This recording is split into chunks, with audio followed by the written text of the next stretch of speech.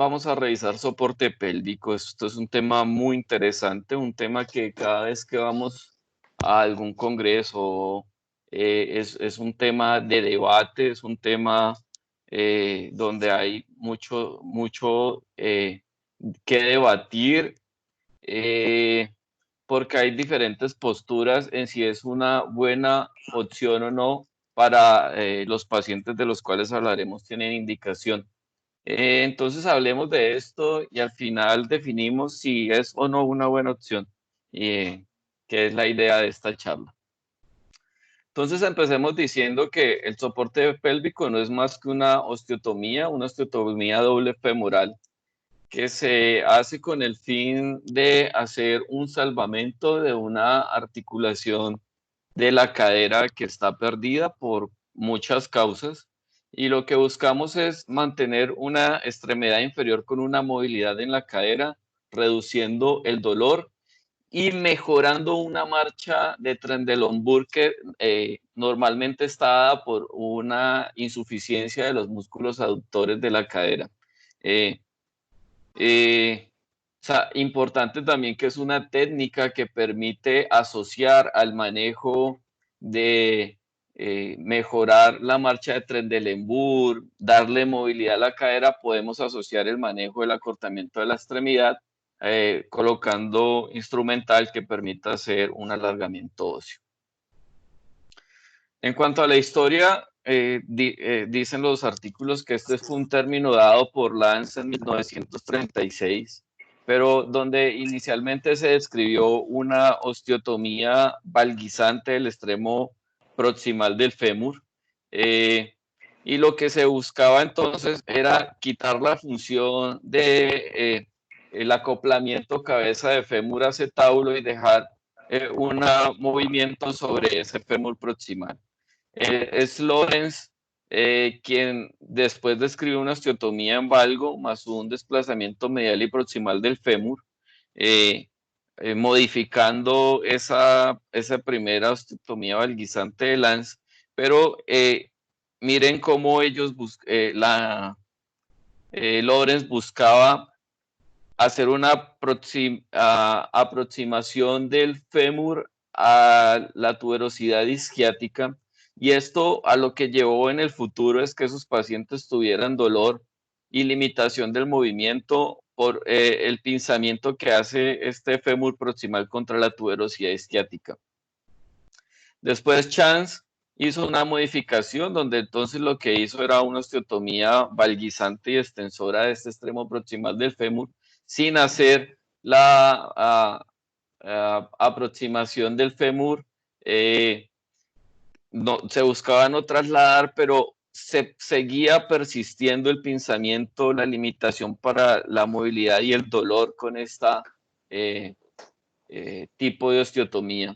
Y cuando hicieron los estudios mecánicos, se daban cuenta que si el ángulo en el que quedaba esta valguización sin corregir el extremo distal del fémur, ese ángulo era mayor que el ángulo alfa dado entre el extremo superior del acetábulo y la tuberosidad isquiática, la probabilidad de pinzamiento y de dolor iba a ser muy alta.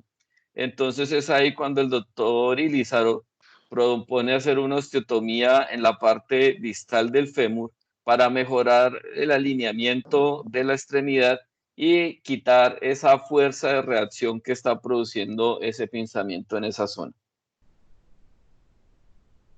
Es una osteotomía entonces que está indicada cuando hay una deformidad o un daño de la articulación de la cadera, dada por secuelas de artritis séptica de cadera, osteomielitis del fémur proximal, necrosis de la cabeza femoral de cualquier tipo, secundaria a un procedimiento, un cierre prematuro de la fisis proximal del fémur que lo llevó a un mal alineamiento que no se puede corregir, pseudoartrosis del cuello femoral que no se puede corregir, o una luxación abandonada. Cuando hablamos de deformidades producidas por infección, hay una clasificación que es la clasificación de Junca, que define 5 tipos de deformidades secundarias a esta, donde los tipos 1, 2 y 3 son deformidades que la cabeza sigue siendo contenida dentro del acetábulo y habrían otros procedimientos acordes para realizar una mejoría de esta deformidad. Pero los tipos 4 y 5 son cabezas que están subluxadas o luxadas con una destrucción completa de la cabeza femoral, sea con cuello estable o inestable, o una destrucción completa luxada, y es a estos pacientes quienes estaría indicado realizar un soporte pélvico. ¿Qué procedimientos alternativos al procedimiento hay? Pues las otras corrientes para esos mismos pacientes serían o hacer una artrodesis de cadera o hacer un reemplazo articular. Y creo que la discusión aquí es muy grande, pero la literatura no se atreve a soportar la discusión, porque entonces uno pone en los buscadores soporte pélvico versus artroplastia, y entonces aparece en la zona de los artículos de artroplastia de cadera que describen por allá un párrafo que dice, y el soporte pélvico se ha usado como un procedimiento que puede reemplazar pero es un procedimiento deformante que llevaría a que en el futuro no se pudiera a realizar otros procedimientos, o al revés, en los de soporte pélvico, que habla de la artroplastia de cadera como un procedimiento donde las prótesis se pueden acabar de manera temprana y van a requerir múltiples revisiones en el futuro, pero una revisión sistemática o un metaanálisis donde comparen los dos procedimientos con un objetivo final que sea, por ejemplo, dolor o mejoría de la marcha, en realidad no lo encontré. Hay unas contraindicaciones relativas. Entonces, la primera contraindicación relativa es paciente menor de 12 años. ¿Por qué se habla de una contraindicación relativa? Porque se dice que el paciente menor de 12 años tiene un potencial alto de remodelación ósea que puede remodelar esa osteotomía valguizante proximal, que es importante que se mantenga para que funcione de manera adecuada el soporte pélvico. Entonces, los autores dicen que hacer soportes pélvicos en menores de 12 años tiene el alto chance de que se remodele la osteotomía y mecánicamente a futuro no funcione adecuadamente.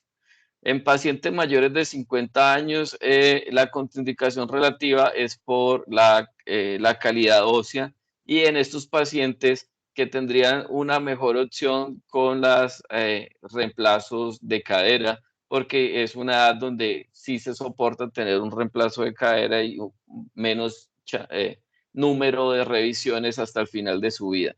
En pacientes con desórdenes neuromusculares, la contraindicación para realizar un soporte pélvico es porque de nada te sirve hacer un soporte pélvico, que ya vimos que uno de las metas al final es mejorar una marcha de Trendelenburg. Pero si tenemos un paciente que de base su desbalance muscular no va a permitir hacer una marcha adecuada, pues hay una contraindicación relativa para realizar un soporte pélvico. Y en los pacientes no ambulatorios, pues igual. Este entonces es el material que hicimos con el doctor Galván.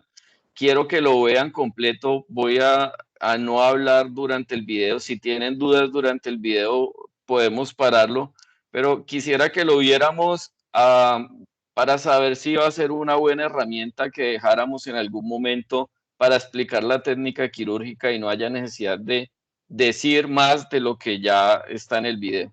Entonces son 11 minutos de video. Espero que les guste.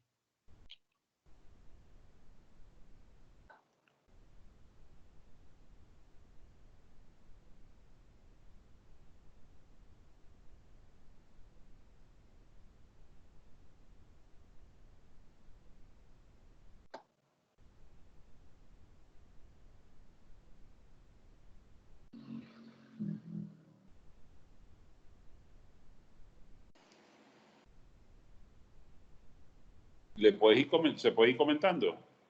Profe, lo puede ir comentando si Ok. quiere. Pues yo Sí, verla comentando porque así muy aburrido.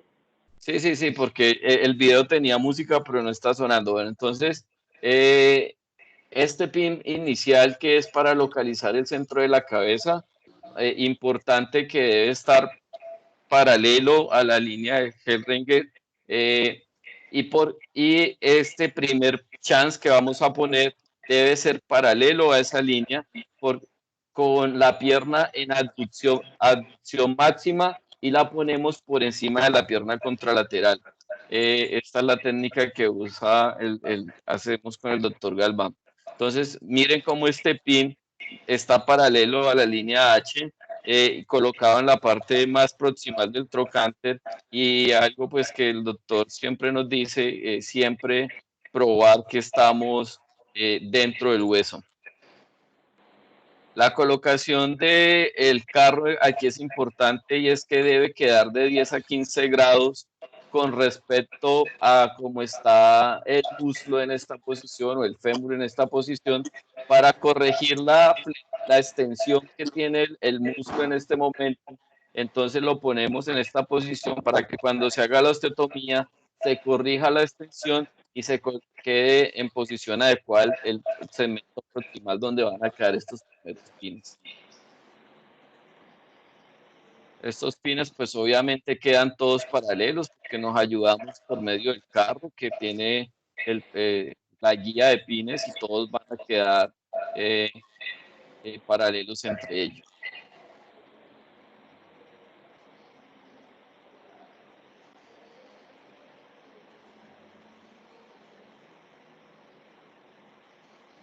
¿Están viendo el video? ¿Se les paró el video?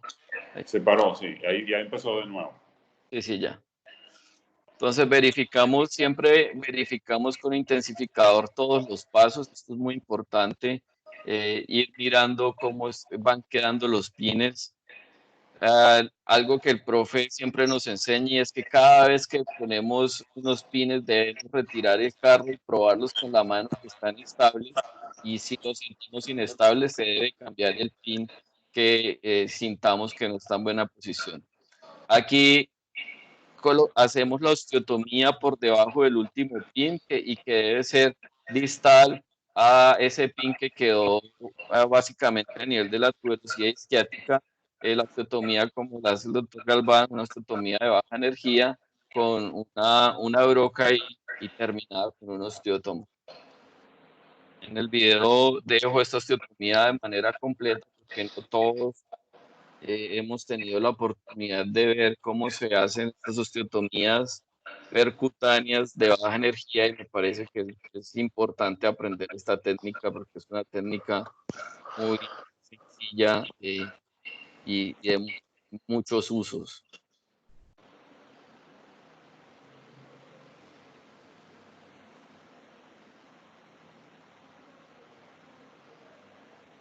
Tratamos la osteotomía con el osteótomo, que básicamente lo que hacemos es buscar las perforaciones que hicimos, pasamos el osteótomo y después con el alicate rompemos las corticales que quedan. Si ven que el alicate es así como viejo oxidado, eso es defecto del video, eso no es verdad.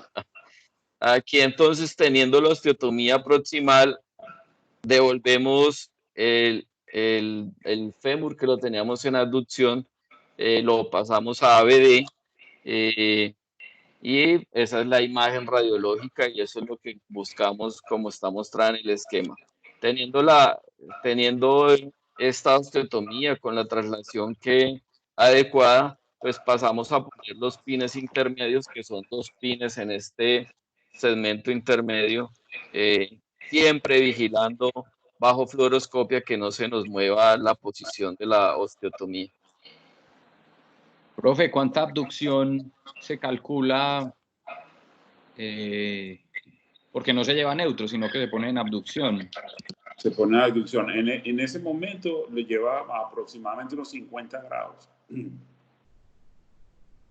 50 grados, pero lo que tienes que estar seguro es que el segmento proximal quede adosado a la pelvis, como en un soporte pélvico, y de ahí lo llevas entre los dos fragmentos unos 50 grados, pero lo que tienes que medir es las aducciones con respecto al eje del cuerpo. ¿Ves? Sí. Habiendo puesto los chans del segmento intermedio, se pasa a poner este pin que va por encima de la fisis y debe seguir la dirección del eje de rotación de la rodilla. Este pin creo que es clave porque además de cumplir esos dos criterios, debe ser perpendicular al eje anatómico del fémur, porque ahora que pongamos el carro con el riel debe quedar paralelo al eje de la rodilla, que esto nos va a dar los 90 grados que buscamos en el ángulo tibial distal lateral para encontrar un eje anatómico lo más aproximado a lo normal. Exacto, ese pin está orientado perpendicular al eje mecánico o anatómico, que en este caso son muy similares, de la tibia. Lo que estamos haciendo es un ángulo femoral distal lateral de 90 grados, que es más fácil que imaginarse 87. Si uno lee los artículos de Herzenberg y Paley, pues ellos hablan de 87, pero pues medir 87, sí. 87 y 90. Tú lo vas a hacer a 90 y te va a quedar algo Sí. parecido, 91, 87, 88, alrededor. Pero imaginarse 90 grados es muy fácil para nosotros los seres humanos. Entonces ponemos los otros pines igual con el carro y las guías, y esto va a permitir que uno sepa que todas están paralelas.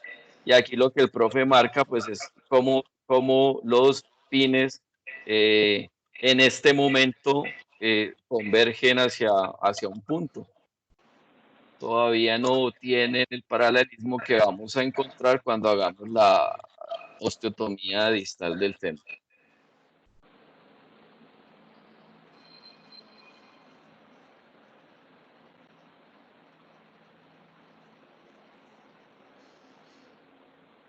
Entonces esa es la imagen radiológica, colocados los 3 pines en el segmento distal, siempre verificados, siempre el doctor retira el carro, los prueba con la mano. Si ustedes se dan cuenta, esto ya es una infidencia, es que se dan cuenta que aquí hay un punto de más, pues este fue un chance que había quedado suelto y se retiró y se puso más proximal.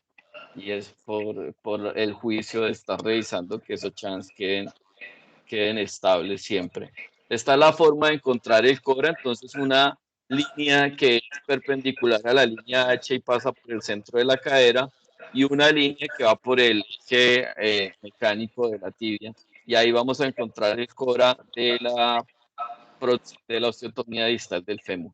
Se hace bajo fluoroscopia, se marca y allí se hace una osteotomía de baja energía similar a la que se hizo en la parte proximal.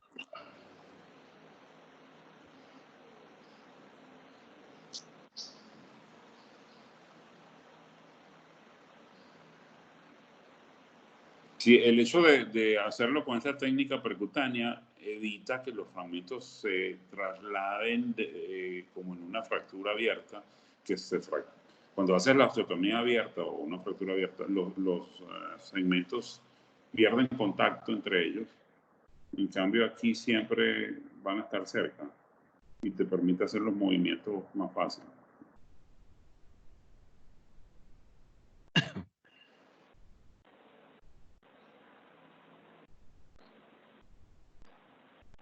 Ahí se ve cómo queda completa la osteotomía y volvemos el fragmento proximal, lo alineamos y ahí llevamos a colocarlo todo bajo el riel. Ahí en este momento ya todos los pines están paralelos entre sí y debería tener una alineación de la extremidad. Miren cómo el fragmento distal queda trasladado medialmente con respecto al fragmento intermedio.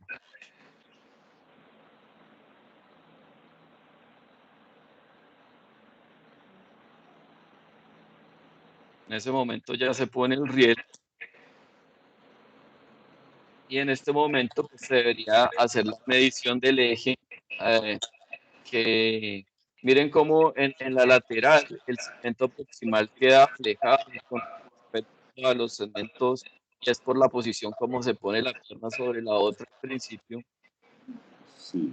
Es importante que el cerramiento proximal ahora queda en flexión de 10 a 15 grados y eso hace que el soporte pélvico se hace sobre la rama iliopúbica. Fíjense ahí también cómo puede el paciente abducir ABD. Importante este dato de la ganancia de la abducción y la limitación para la ADD dada por la tensión que recupera el glúteo medio o los músculos aductores. Y intraquirúrgico, pues hacemos la prueba de alineamiento que vieron todos, que el MAD pasaba por el centro de la rodilla y estas ya son las imágenes de seguimiento del paciente con un paciente que ya está haciendo marcha con apoyo. Y en la imagen de la derecha se veía la callostasis o el alargamiento distal que se está haciendo en este momento. Aquí se está. Sí, señálalo en la otra, en la derecha, que es la más reciente. Aquí. Esa es más reciente. Ahí ya, sí. Esa es la última radiografía. Control. Okay. Dudas, entonces, igual, en gráficos para si quedaron dudas, arrancamos de una extremidad donde tenemos una lesión de la cadera. Lo primero que hacemos es que le damos aducción máxima. Hertzberg y Paley hablan entonces de una aducción que más o menos es 40 grados, que ellos le dan 15 grados más para llevarlo aproximadamente a 55, más o menos 25. En esta posición colocamos un pin que nos muestra el centro de la cadera y procedemos a colocar los chans del extremo proximal y hacemos la osteotomía por debajo del chan distal, que casi siempre da por debajo del contacto que hace el segmento proximal con la tuberosidad isquiática. Ahí se hace osteotomía, se lleva a ABD más o menos 50 grados, se ponen los pines intermedios. Aquí ponemos el pin que va por encima de la fisis siguiendo el eje de rotación de la rodilla, teniendo en cuenta que sea perpendicular al eje de la pierna, si no tiene mal alineamiento de esa pierna, y nos debe quedar en un ángulo lateral distal femoral de 90 grados. Allí ponemos los chans del segmento distal y medimos el cora con el método de las dos líneas. Se hace la osteotomía distal y se corrige allí el alineamiento, sabiendo que debe haber una traslación medial del segmento distal. Y por último, pues se une todo bajo el mismo riel, debiendo al final quedar una alineación pasando la línea por el centro de la cadera hasta el centro del tobillo y quedando el MAD en el centro de la rodilla. ¿Qué dice los artículos acerca de resultados? Entonces, este primer artículo que habla acerca de la evaluación del glúteo medio, un estudio con poquitos pacientes, 11 pacientes, encontraron que había una la funcionalidad de la cadera, donde hay un promedio de un Harris Score, HIT Score de 52 a 92 con una P significativa. Todos los 11 pacientes tuvieron mejoría del dolor y movimiento. Los pacientes tuvieron dolor lumbar recurrente, pero aquí algo importante, a pesar de que a todos los pacientes se les hizo resonancia pre y post quirúrgica y se midió la longitud del glúteo medio y el volumen del glúteo medio. Los 6 pacientes tuvieron de mejoría del Trendelenburg, 5 pacientes no. Y los pacientes con test positivo, o sea, los 5 pacientes que no tuvieron mejoría de la marcha de Trendelenburg, eran pacientes todos mayores de 31 años.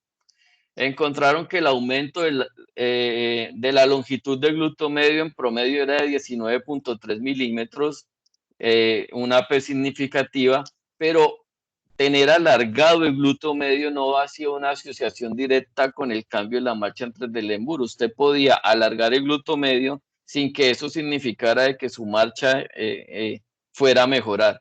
El cambio del volumen también pasó de 82 a 87 centímetros cúbicos en promedio, pero también se mostró lo mismo, que tener un aumento en el volumen, no garantizaba tener una mejoría de la función como abductor de este grupo muscular. Entonces, ¿por qué queda marcha de Trendelenburg en los pacientes que se les hace un soporte pélvico si estamos tensionando ese grupo abductor?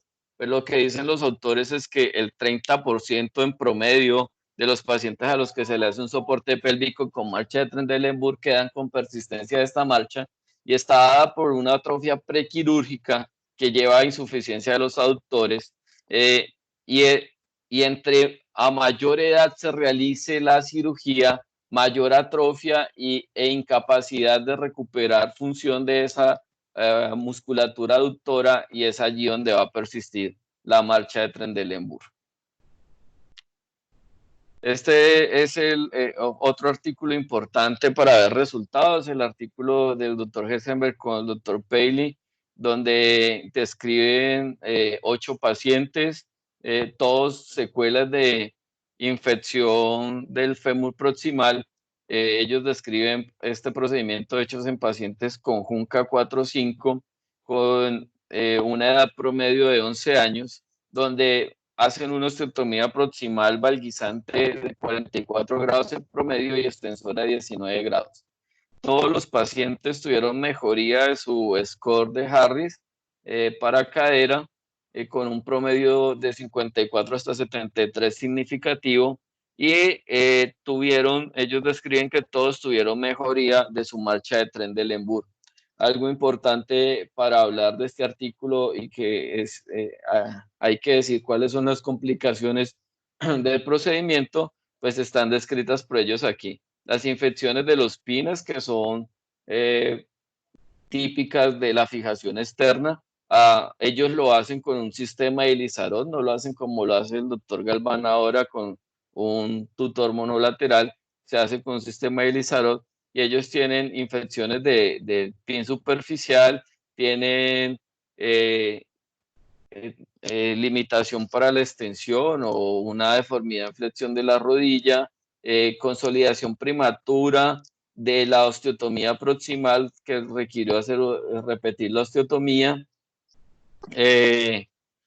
migración proximal del fémur, y ellos lo dan porque dicen en el artículo que se dio porque el valgo fue muy poco, entonces lo que tuvieron que hacer es aumentar el valgo en la osteotomía proximal para evitar la migración proximal del fémur, una absoluzación de la rodilla, porque en el sistema que ellos usan un Ilizarot que va anclado, que va extendido hasta la tibia proximal. Entonces, eso puede llevar, si no se hace de manera adecuada, a absoluzación de la rodilla, y no hubo más complicaciones, que creo que son todas las complicaciones que podríamos tener en este procedimiento. Aquí para retorcerse un poquito, pero pues mirar que no solamente con fijador se puede hacer, yo nunca lo haría de esta manera, pero ahora con el advenimiento de los clavos de crecimiento, pues hay personas que se atreven a hacer osteotomías pélvicas con un clavo, y pues esto lo traía solo como anécdota, como es el doctor Sarasa, para demostrar que hay gente muy desocupada en la vida. Como conclusiones, la osteotomía pélvica es una muy buena alternativa en el salvamento de caderas con un gran daño. Es una técnica quirúrgica exigente, pero replicable, o sea, hay que hacer una curva para aprender a hacerla, pero creo que es fácilmente replicable. Saber que como ventaja está la posibilidad del alargamiento asociado al procedimiento. Tener en cuenta que en esos pacientes con una marcha de Trendelenburg es un procedimiento que claramente podemos encontrar mejoría de la marcha, sobre todo si lo hacemos en pacientes jóvenes donde no tenemos una atrofia mayor de esa musculatura abductora, y recordar que es muy importante la terapia física postquirúrgica para la recuperación del trofismo muscular. Yo creo que eso era lo que queríamos mostrarles hoy.